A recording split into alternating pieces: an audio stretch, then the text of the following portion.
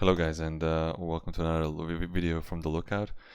It's a pleasure to do this video because not only that we are preparing for the set 12 meta, but also for an amazing new year where we are going to be seeing a lot of new and advanced strategies. And I'm happy to present that I also want to jump on the set 12 meta bandwagon and basically play the leader that I wanted to play ever since I saw it got reprinted, and it's Mecha Frieza, Resurrected Monarch. So this is my build. I'm going to talk about it in this video today, but just before we get onto it, I'm gonna just a few words from our sponsor.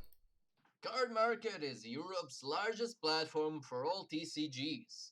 Always find the right cards by buying and selling them across Europe with other players and collectors. Be it singles, boosters, booster boxes, or any other accessories, you name it. Card Market is the place to get them safely, securely, and readily available. So, thank you, Card Market, of course. And so let's get onto the video. I'm for this video I'm using the Deck Planet deck builder, also a new community website. You can also manage your collection with it, and just an amazing new site, and I'm happy that I can show my deck profile and with it. So you know already what the leader does. On the front side, you can only play one extra card, one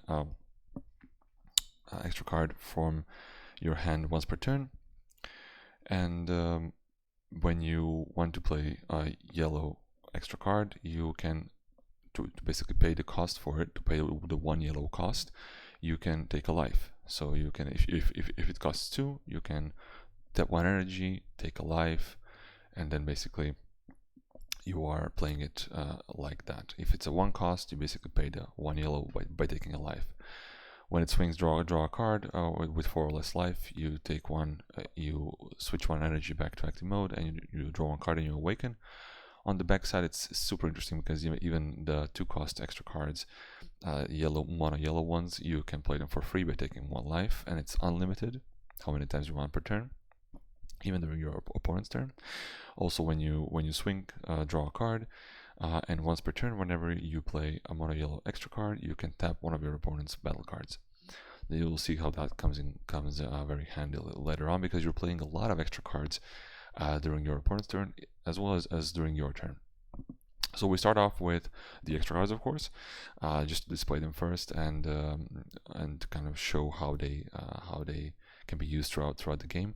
The Cold Bloodlust is, of course, always a one-off because it's a Rodad, but one of the best counterplays ever made, specifically for Frieza's army cards. We play 4 Flying Nimbus because in this meta, it's a very aggro meta. You don't wanna run out of it. You can use it 1 turn. Maybe you'll have to charge another one, so you're immediately left with 3. Maybe one will get stuck in your life, so it's very important that you see at least 2 during your game. Planet Vegeta, a great turn 1 play. We play 2 because it's basically a free card, and which gets you 2 cards, 1 from life if you play it for life, and then 1 from your deck, and it also helps to restand your apes later on, so they can't be attacked. A Tyrannical Blow, a great card when you play it for 1 or basically for free if you take a life. On your whenever your opponent plays a battle card that costs 3 or less, it's played with its skills negated, and you can negate your opponent's unison skills for the rest of the turn, which is great. So it works on both turns. You can play it on both turns, depends on when your opponent plays a battle card with cost 3 or less, but he or she has to play a battle card with cost 3 or less for the second effect to also go off. Then we also play, so Tyrannical Blow is great against decks, for example, like Red Broly, that also plays low drop cards, and many of them in 1 turn. We play Vegeta's Final Flash, and that's 3 copies of it, because Vegeta's Final Flash, basically for 1 energy or for free, gives you a 15k boost on your leader or battle card, so it doesn't affect your unisons. But also what it does, but I think it's more important for this deck, is that it negates the skills of any battle card on the field, on your opponent's field, going through barrier.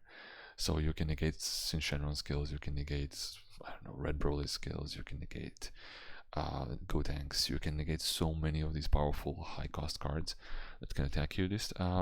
And not only you can remove their double strikes. Basically, when you're defending, when you're at the end of the game, you're defending. You play this for life.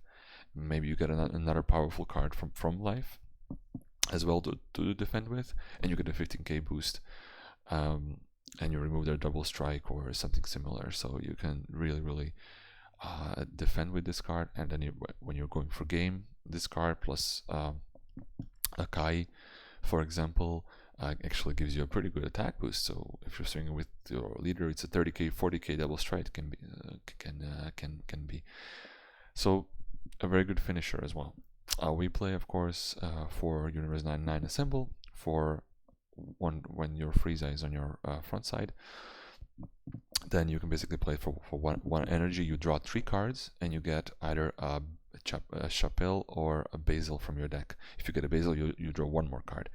But it only works to get a card when your opponent's energy is tapped. Otherwise, you just draw cards. And this Chapelle is actually great early game because your opponent cannot always afford to attack you. But when he does attack you, he has to tap. You have to tap one of his energy, which basically triggers your other effects. Triggers Poutine, triggers Bergamo, triggers actually also the Son Goku father and son. But this is only if you have 3 or more energy. Of course, he comes into play for free. But it's a very powerful card for this leader, and I'm also glad that it's getting reprinted. So that's good. And really hoping that people will see the potential of this combo. So I think we went through the extra cards, and we're going to go through some more of them in the side deck. But now I want to go through the super combo choice. I'm playing Frieza Masu, Sacred Disbelief. Basically, when you super combo, if your leader is blue or yellow, you get to tap one of your opponent's battle cards, which is great because it triggers all of your other effects. So there are many ways, as you can see, to trigger the exhaust. You can also play Krillin. I only play one because I like that I can have one super combo that can draw me more cards. So let's say in the part of the game where I don't need extra cards anymore, but I need combo power, it's good to have this one because basically you get rid of one of your cards, you draw 2, and get free plus 10k. So that's great. Then going into the Unison, I think Vegeta Unison of Fury is the best choice for this deck, and I play 4 off because it's basically like you have 4 finishers in the deck, but you can play it at any time during the game. Vegeta Unison of Fury is great because it taps itself basically, or another battle card in your field to get a marker, and then -1, your opponent cannot swing during their next turn with battle cards with cost greater than their current energy, which is awesome because we have all the powerful decks basically in the meta right now are Red Broly swings with high drops, Dark Broly also swings with high drops, Gotenks green, he also swings with 6 drops while on 2 or 3 energy already. So that's something that this is a card that really can get you very far into the game. And in this deck, it's also fairly easy to protect it. You have blockers, you have a Poutine, you have a Bergamo to basically kind of make your opponent can't play more battle cards to attack you. And it actually has a good, very good finishing effect. You remove 3 markers, so only 3. You tap one of your opponent's energy, and this guy gets plus 5k, double strike, and dual attack. So you can really push for game with this, but you should always push for much more damage than the original 20k, because your opponent will be able to either super combo simple, just a simple 1 or 2 cards. So you really need to push with this guy if you can. Talking about more double strikers or dual attackers, this Basil is also amazing. I only play 2. I'm going to try to make room for a third. Also, when I get one, when it comes into play, you draw a card, and there is a once per turn activate effect. Activate main that if your opponent has 5 or more cards, so any cards in rest mode, Then he gets plus 15k and dual attack. So a great card basically to get rid of your opponents. Also battle cards, but also good for leader swings in the end of the game when no one expects that you're going to play a 1-drop. It's like a 19k. So that's great. I also play for the U9 package. I already mentioned the Chapelle, and also I play three Bergamo. I think 3 is a good number. 4 it seems like a bit too much. If you see 1, that's great. If you see 2, you basically you lock out your opponent twice. That's already a lot. So when he comes into play, you basically tap two of your opponent's cards. So it doesn't target your unisons, but still. We play 2 Bardock Apes. I think 2 is enough because you have 2 energy free. Sometimes you will have even more energy free, but you also want to keep this energy for your extra cards because you don't want to take lives so many times. But when he comes onto the field, he's at 20k double strikes, which is always great. Speaking of double strike, we play 2 Hidden Power Ace Supreme Kai because he helps you swing for game more times that you would like, if you would like, of course. And he comes in a very good combination with Swift Retaliation Cooler, because the Cooler I play one off. I saw that many people play it in the side only, but I don't want to kind of miss the opportunity of being able to win against let's say green decks that can loop you with Dormant, or red decks that can loop you with Violent Rays.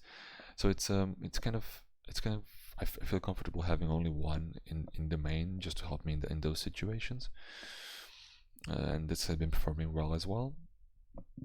Double strikes also have 1 Frieza, the new 5-drop, basically deflect double striker. When he comes into play for 5 yellow energy, you KO all of your opponent's battle cards in rest mode, and whenever your opponents who plays a counter card when this card is attacking, once per turn, basically you can lock 2 of your opponent's cards so they can't ready them until the end of their next turn. I think this is a correct number for a finisher. I also have different finishers like Mirror Creator Absorbed, which of course you all know works very well with Supreme Kai. A double strike to finish the game. Also, maybe you can negate with Cooler. Of course, you have to have all these cards in your hand, but you do draw a lot, so you do see them. I think I forgot to mention how to protect your unison. It's good with the Vegeta Prideful Transformation. When your opponent plays a card, if you have a unison with 2 markers or more, he comes in for free, and he's also a free blocker, and he taps a card. 1 Circuit Massane to remove to clean your opponent's field. Something maybe you were not able to swing into, or something you were not able, you will not be able to tap next turn. So that's great. Also 25k body to finish the game. And then something I saw that one person played, one great player, I think he made top 4 or top 8 in the last PPG event. He played Violent Rush Boujack. This card, when I saw the build, I didn't understand how you activate Aegis so many times, or even if you activate it once or twice, is it enough? But then I saw the potential because this card has barrier. Whenever it basically comes into play when you combo with your Zamasu Circular Disbelief, and he's a 20k unique barrier guy. The field who has Aegis. Aegis means basically when you are defending, you can drop a combination of yellow and blue cards, or 1 blue yellow card from your hand, and then you untap 2 of your energy, and then his effect also gives you the possibility to draw 1 card when you do that. So you replenish your hand for the card you discarded. And since you play 4, it's very easy to get him into the field. You can swing with him, but then you expose him to attacks. But if you don't swing with him, he also stays on the field. He's a good defense mechanism. If you have 2 in your hand, you can drop 1 of them for Aegis. You draw a card. You get 2 of your energy. You can now you can play the Ape. You can play Vegeta's Final Flash, Tyrannical Blow, Bergamo. You can play many of these things for free, basically. Sorry, not for free, but you play them for the energy that you actually got back. That's what I meant for free. And when he stays on the field, so his barrier, he's good against red decks because You also have the old Gogeta who says that if your field is empty, then he can burn you for 2. Like this, they basically can. It's difficult for them to remove it. You can protect it with your which is Final Flash, and different other different ways. So I just found him to be very, very useful. I have to keep testing with him, but he's of course not useful if someone swings at your Vegeta Unison. Then you can't, of course, get your defense steps, so you cannot activate Aegis. But of course, there are also solutions for that. You have blockers. In your deck, you have negates, so there are ways to avoid and to also protect your Unison. But he is just a good guy. Also later in the game, giving you your energy back so you can play different things. So that's the main. It's a 50 card main. I wouldn't mind going for 51. I think it should be okay as well. Just have to think about it a bit more. But I want to talk about the side deck a bit now, because the side deck, in my opinion, is what's important to address in this meta. So to remove any high level drops or high cost drops, high drops, and to kind of help you negate more attacks against more aggressive decks, we have 2 max power Kamehameha. To avoid any kind of spam on the board with so many set 12 decks now, we have Dark Power Black Saiyan at 3 copies. We have Mechikabura, the Broken Seal, to basically you side them in. You keep them for late game, and mention that whenever you know that your opponent will play something you don't like them to play, you mention it. The turn after, you have the Flying Nimbus, so you can survive as well, and then the turn after you also you play it again if you saw to. I play 1 specific retaliation cooler, so 1 just in case you end up playing against green decks and you need something else to also break that loop of negates. 1 more Sacred Identity Max Saiyan to also against decks that can swarm. Play 1 time magic just to increase the number of negates again, and when you're fighting against dual attackers or triple attackers. Tyrannical Blow against red Broly, for example, so just 1 more counterplay that negates skills and also unison skills. We know how dangerous can the Piccolo be, so that's good against him. 2 Giant Balls, I think this is good, not only to tap your opponent's battle cards that don't have Deflect, of course, or Barrier, so just simple battle cards, but it can also draw you a card. So if you play this whenever in the game, you can play it for life, so you get 1 card from your life, 1 card from your deck, and you tap something that your opponent plays. I think it's just a good plus. And then the final Spirit Cannon. I saw this card recently, and I didn't even know that it can tap any card. So basically, you for 1 life and no energy, you can tap 1 of your opponent's cards, and you combine that with the Unison of Fury. So whatever 2 energy that your opponent was saving to defend himself, he doesn't have them anymore. So that's, I think, a very good play for the end game. Maybe 2 is too much in the side. Maybe 1 should go in the main, but well, I have to see how the meta will be developing to actually know more. So guys, this was my deck profile. I hope you enjoyed. Let me know what you think down in the comments below, and I will also mention that we are going to be bringing you more videos throughout February, and we're going to be doing much more giveaways. So stay tuned, and I hope you enjoyed. See you guys later.